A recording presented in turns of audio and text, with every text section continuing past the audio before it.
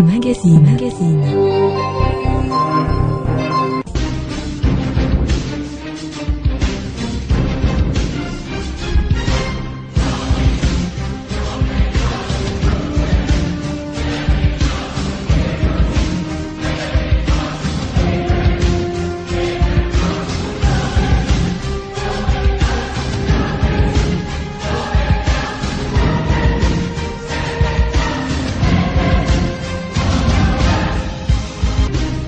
Le plaisir viendra de Blida tout à l'heure, si effectivement l'émission sera suivie en différé avec notre équipe, le V-Club qui est là-bas pour nous rapporter la coupe. Oui, la coupe pour le plaisir des Kidom, mais également de toute la République démocratique du Congo. Oui, le plaisir des Congolais. C'est également Matata Pogno qui, lui, était en Hollande, rencontre avec les officiels, mais également les ONG, les investisseurs, pour apporter de l'argent, oui, à la République démocratique du Congo, qui a été coté, il faut quand même se le rappeler, par Doing Business, parmi les 10 pays le plus performants en termes de réforme. Le plaisir, ou plutôt le courage, et surtout l'espoir viendra de l'Est, avec Joseph Kabila qui vient de terminer une tournée à Béni, enfin, au Nord Kivu, où il a eu un discours beaucoup plus clair avec le NADEF, mais également tous les politiciens qui tapissent dans l'ombre et qui fomentent parfois des tueries. Là-bas, oui, il a été un peu plus clair, plus vindicatif d'ailleurs, Joseph Kabila, pour leur dire pas de négociation, ou vous déposez les armes, ou effectivement l'armée nationale, plus la MONUSCO qui a été encouragée, seront là pour vous aider à le faire. Bien évidemment, l'Afrique qui bouge avec ses reculs, un recul démocratique que nous sommes en train de vivre d'ailleurs depuis quelques jours au Burkina Faso. Oui, 30 ans en arrière, à l'époque des Sankara, on avait renoué avec une certaine démocratie.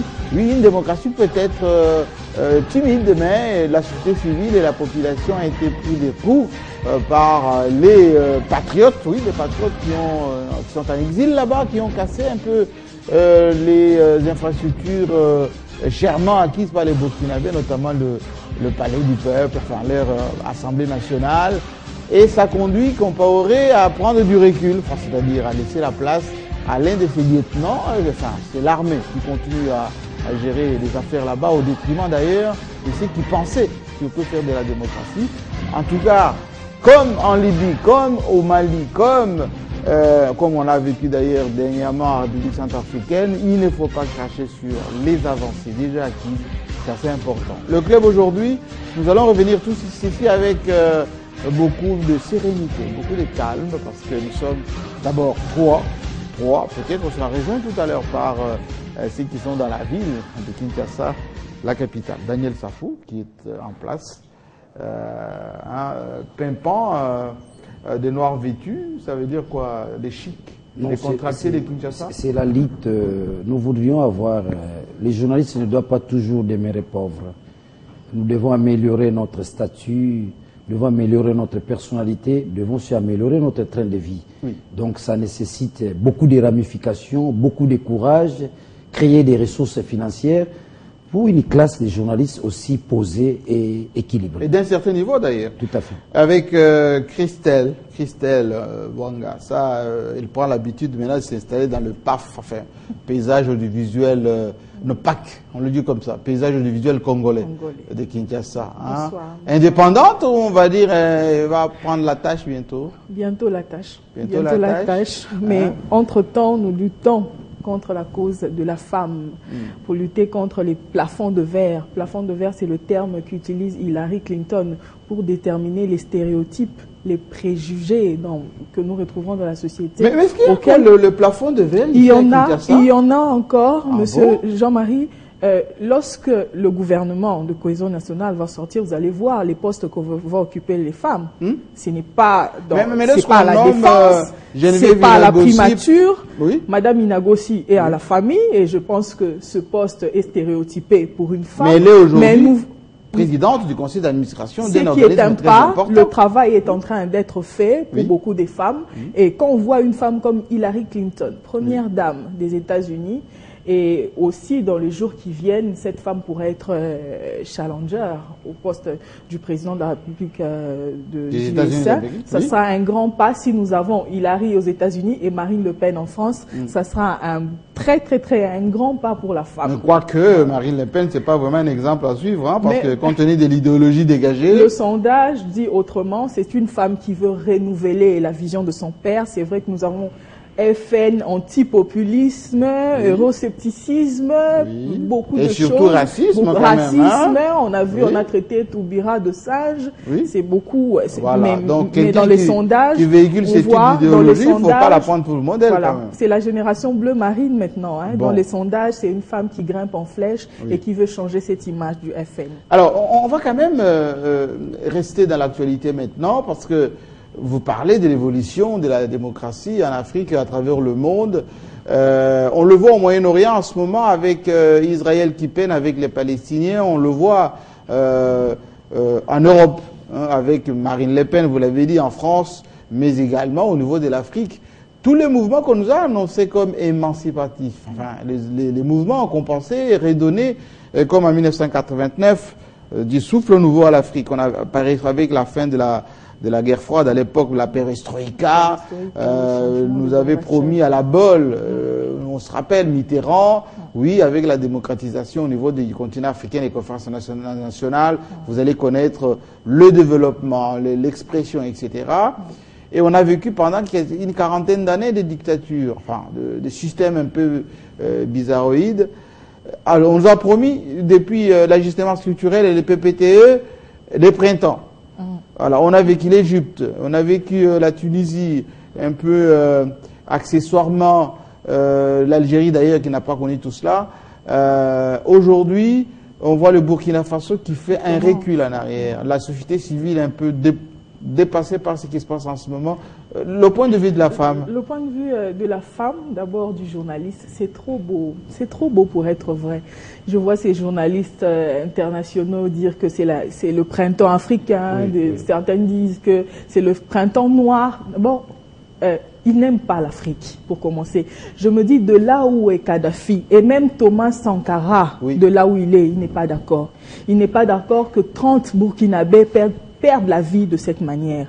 Pour rien. Pour rien que le Burkina Faso, pour ceux qui ont été à Ouagadougou, c'est une petite ville qui n'est même pas fournie en infrastructure, où il n'y a pas beaucoup d'immeubles. Il y a 4 routes, hein. Il y a 4 routes, 4 grandes routes. Il y a la cité de Ouagadougou et puis les centres-villes. Et perdre comme ça le siège du Parlement. Vous avez construit sur fond de l'Union européenne. Hein. Oui, le Samsung, la maison mère de Samsung qui a été pillée. Est-ce que les pillages aujourd'hui sont encore importants pour une Afrique qui veut aller devant? Il y a aussi une autre approche des médias internationaux. Monsieur JMK, vous qui avez des chaînes de télévision, Daniel qui est devant moi, qui a un journal, s'il vous plaît, sortez les archives, montrez au peuple noir comment est-ce que ces impérialistes, encore une fois, pourquoi à chaque fois, que ce soit sur France 24 ou TV5, pourquoi après les journaux, ils nous présentent 4 prochains présidents qui doivent partir?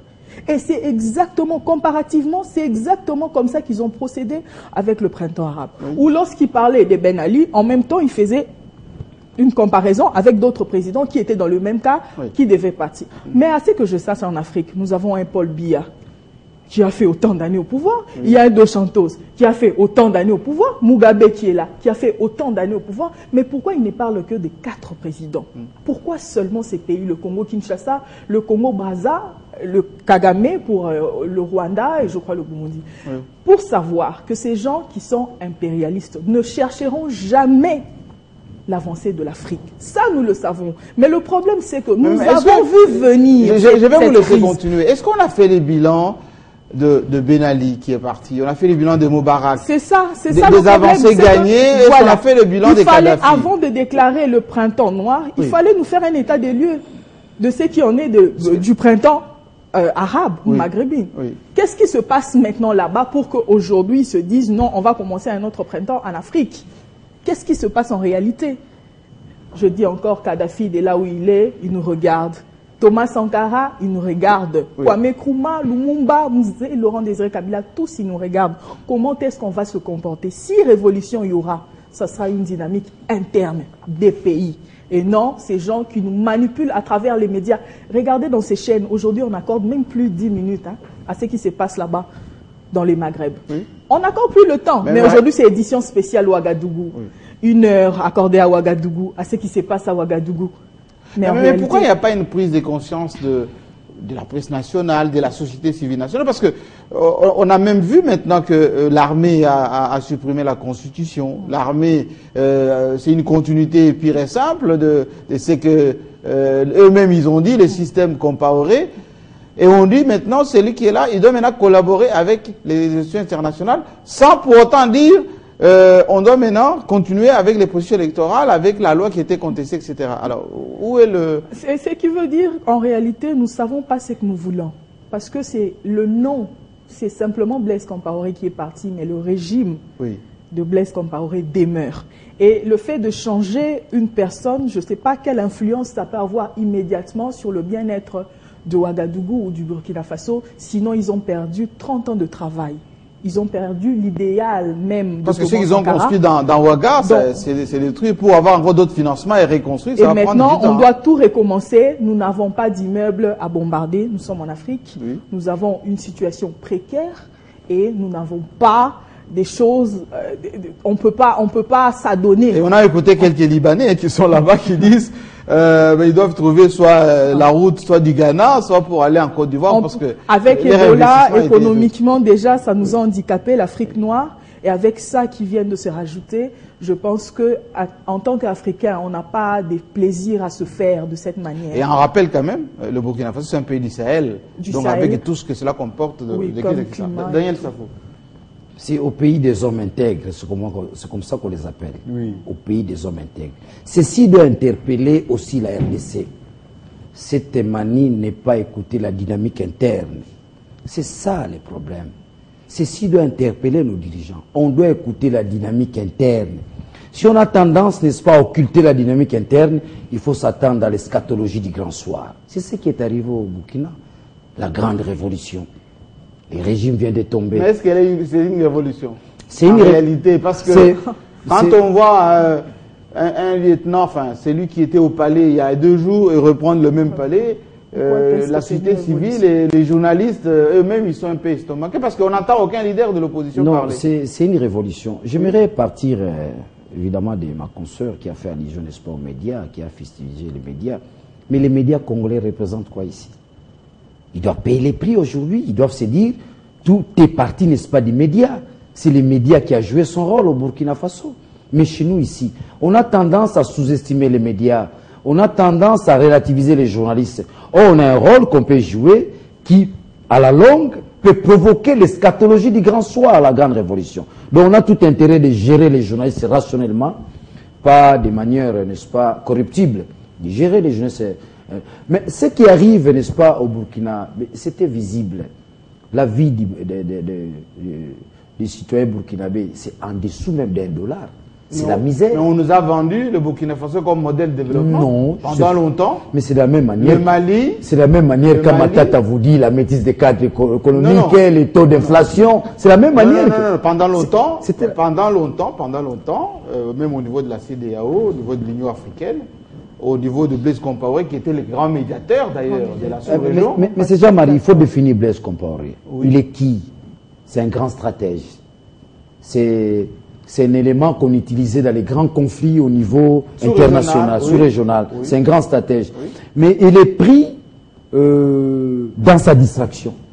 Je ne m'attendais pas qu'un homme comme Compaoré, on pourrait l'éclabousser d'un matin comme ça, vit sa dimension stratégique. En réalité, il est éclaboussé ou il est non, en fait, le problème... Il s'est esquivé tout simplement. J'aimerais saisir les problèmes sur le plan physique et intellectuel. Sur le plan physique, Compaoré a commis l'erreur, n'est-ce pas, de se confier à la France. Tous les officiers, n'est-ce pas, burkinabés, sont les fruits, n'est-ce pas, de la France. Donc c'était une armée... Souvenez-vous, la France-Afrique avec Jacques Faucard et tout. C'est le produit de la France-Afrique. Évidemment, j'en arrive.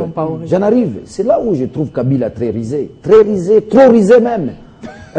Blaise Compaoré, tous les officiers sont l'émanation, n'est-ce pas, de l'armée française. Ce qui fait qu'il y a la possibilité de manipuler l'armée, parce que tout est parti de l'armée. C'est l'armée. Tout est parti de l'armée. La France avait la même mise totale sur l'armée, n'est-ce pas, n'est-ce pas, burkinabé. Mais contrairement chez nous ici, c'est difficile parce que, au fait, c'est Kabila qui a la chaîne de commandement. Nos militaires sont vacillants. Tantôt ils sortent de la Belgique, l'Angola qu'on sort. Donc il y a du mal qu'il y ait une mainmise. Donc là où